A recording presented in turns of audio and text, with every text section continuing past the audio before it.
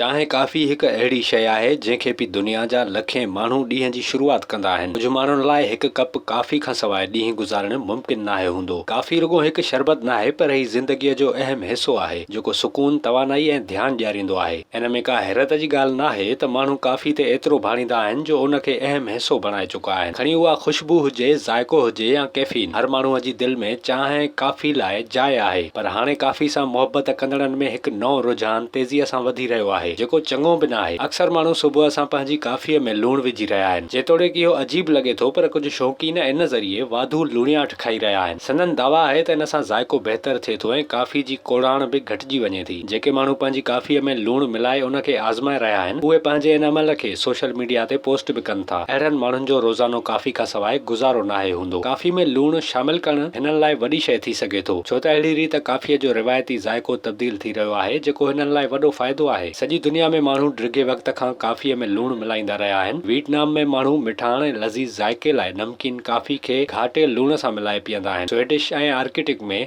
मुक़ामी माण्हू उन में नमकीन गोश्त या पनीर विझनि था। अमरीकी नेवी बि ॿी अज़ीम जंग दौरान परेशानी घटाइण ऐं कावड़ ते ज़ाब्ते लाइ काफ़ीअ में लूणु विझी पीअंदा हुआ। जेकॾहिं अव्हां बि काफ़ीअ जे पुराणे मामूल खां तंग आहियो ऐं लूणु आज़माइण चाहियो था त आज़माए ॾिसो। सुबुह जी काफ़ी जो ज़ाइको हासिल करण लाइ थोरे लूण जी ज़रूरत पवंदी। यादि रखो त असुल मक़सदु ज़ाइको तब्दील करणु आहे। इन लाइ तजुर्बो करण खां न घबरायो, पर ग़िज़ाउनि में लूण जे मिक़दार खे तवाज़ुन में रखणु ज़रूरी आहे, न त सिहत जा मसइला पैदा थी सघनि था।